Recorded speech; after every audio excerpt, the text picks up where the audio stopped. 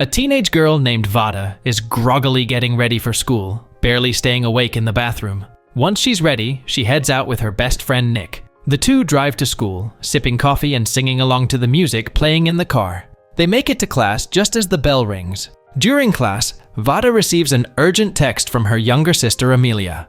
Concerned, she asks to leave the room and steps outside to call Amelia, who reveals she's in a panic after getting her first period. Relieved that it's not something more serious, Vada reassures her that everything is fine and completely normal. They chat for a bit, with Vada calming her down, and they make plans to have dinner later and talk more about it. Afterward, Vada heads to the restroom and spots her classmate Mia, a popular girl known for her dancing talent. She slips into a stall and texts a friend to mention that Mia is in the bathroom. When Vada comes out, she compliments Mia's appearance. Just as they start chatting, gunshots suddenly echo through the school. Panicked, the two girls quickly hide in a restroom stall, terrified as the gunfire continues. Moments later, a boy named Quentin stumbles into the bathroom, covered in blood, and tells them that his older brother has been killed in the shooting. The next few minutes are filled with fear and uncertainty as the three of them endure the horrifying ordeal until the police finally arrive after the violence subsides. After the shooting, Vada becomes deeply affected and retreats into isolation. She spends most of her time alone, locking herself in her room and crying, unable to shake the memories of that terrifying day when her friends were killed. Her family grows increasingly concerned as they try to comfort her, but Vada shuts them out. Even Amelia, her younger sister, makes attempts to lift her spirits, but Vada remains distant, preferring solitude. One night, Mia follows Vada on Instagram and shares her phone number. Vada reaches out, and the two begin texting about how they're coping with the aftermath of the tragedy. Mia reveals that her parents are overseas in Japan, leaving her alone at home. The following morning, Vada wakes up suddenly. She decides to meet up with Nick. She meets Nick at a park where he tries to encourage her, suggesting that they survived for a reason and should help others by raising awareness to prevent similar tragedies. Vada, however, is too lost in her own thoughts to truly engage with what he's saying. Later, at home, Vada scrolls through Mia's Instagram, watching her dance videos while Amelia and her mother are glued to the news on TV. Impulsively, she texts Mia and decides to meet up. Telling her parents she's going to see Nick, Vada sneaks out to visit Mia instead. When she arrives, Mia welcomes her. As Vada steps inside, she notices the art scattered around, and Mia explains that her parents are artists who travel frequently. They laugh and bond over how different Mia seems on Instagram compared to real life, with Vada admitting she's been watching her videos. The conversation shifts, and they begin to talk about the shooting. Vada opens up about the nightmares that have been haunting her. She also mentions that she's planning to attend Quentin's brother's funeral the next day, and Mia offers to join her for support.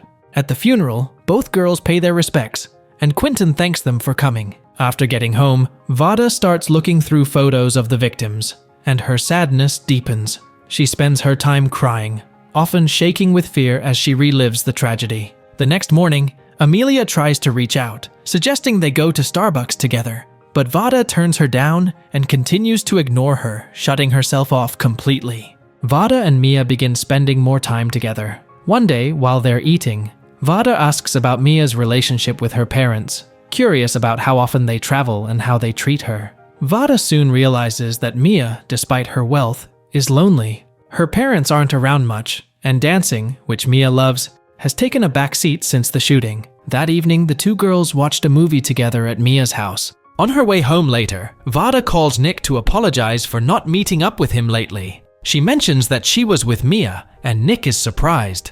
Vada explains that she's been having a hard time dealing with everything. The next morning, Vada wakes up from another nightmare. Nick calls her, telling her that he's planning to go back to school. Vada's mother, Patricia, overhears the conversation and later asks Vada if she's ready to return to school. She reassures her daughter that no matter what she decides, both she and Vada's father will be there to support her.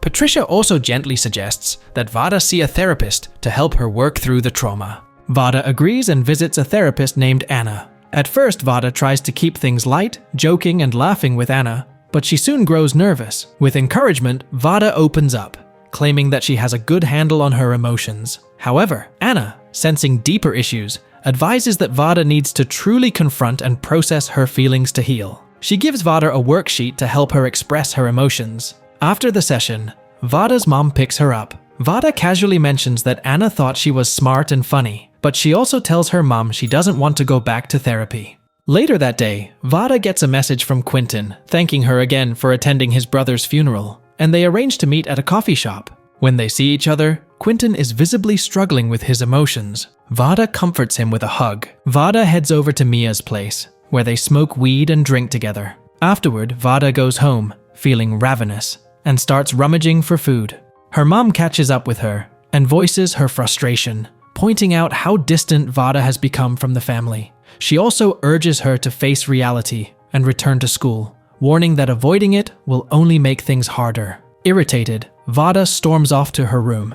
She later calls Mia, venting about the pressure her mom is putting on her to go back to school. Mia tells Vada that her parents have given her the option to be homeschooled indefinitely, so she doesn't feel the same urgency. The next morning, after some convincing from her mom, Vada reluctantly goes back to school, unable to bring herself to re-enter the bathroom where she once hid during the shooting. That night, despite everything, Vada puts on a normal face during dinner, hiding her inner turmoil. The following day, Vada, desperate to numb her emotions, buys ecstasy from a drug dealer to help her get through the school day. High in class, she chews on her pen until ink covers her face. She excuses herself to leave the classroom, but she can barely walk, losing her balance as she tries to go down the stairs. She texts Nick for help, but before he can arrive, she tumbles down the stairs. Nick finds her in a disoriented state and rushes her away before anyone else notices. Later that evening, Vada receives a call from Quentin, who tells her she had been sending him texts while she was high.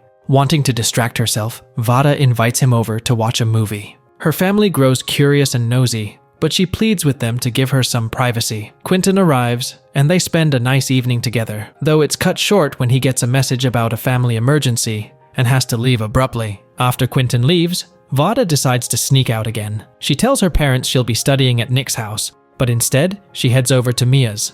The two start talking about relationships over drinks, and before long, they get high and start dancing in the street. Later, they return to Mia's place, lie down next to each other on the floor, and continue chatting. Their conversation leads to an intimate moment between them. The next morning, Vada wakes up early.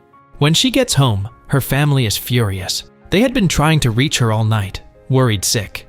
Vada tries to calm her mother down, telling her she was at Nick's house, but soon realizes that Nick has also been looking for her. Left with no choice, Vada admits that she had been at Mia's, drunk. Her mother is shocked and disbelieving. Later, Vada meets up with Nick, but he's clearly upset. When she confronts him about telling her mom where she was, Nick explains that he was genuinely concerned. The last time he saw her, she was high, and he feared she might harm herself. He tells her that he's been trying to reach out for weeks, but Vada has been avoiding him. He accuses her of not making any real effort to get better, instead choosing to spend her time getting high with Mia. Frustrated, the two argue, and Vada storms off, angry and overwhelmed. Vada later meets up with Quentin, venting about how Nick just doesn't seem to understand her anymore. Quentin listens sympathetically but reminds her that Nick has been struggling too, doing everything he can to raise awareness about gun violence. After talking for a while, Vada feels slightly better and, in a moment of vulnerability, leans in to kiss Quentin.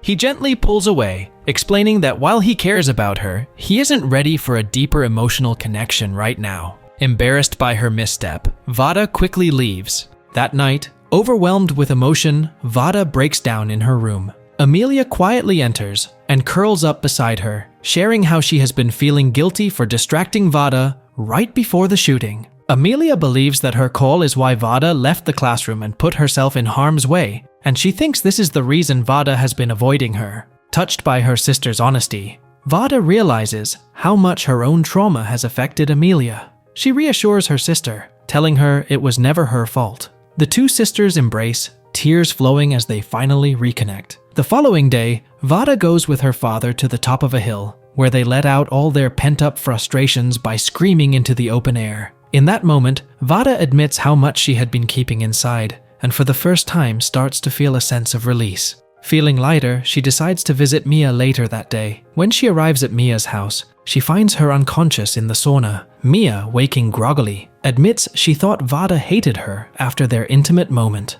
The next day, Vada returns to her therapy session with Anna, and this time, she makes real progress. She talks about how she misses Nick, acknowledging how much their friendship means to her, and for the first time, she allows herself to cry openly about the shooting. It's a step toward healing. After the session, Vada has a heart-to-heart with her mother, apologizing for shutting her out. The movie concludes with Vada waits outside Mia's dance class, and they exchange texts. But just as things seem to be looking up, Vada receives a news alert on her phone. There's been another school shooting in Ohio, and 12 students have been killed. And with that, the movie ends. We hope you enjoyed our video. Watch the next recaps on the screen, and don't forget to subscribe for more amazing recaps. See you in the next one.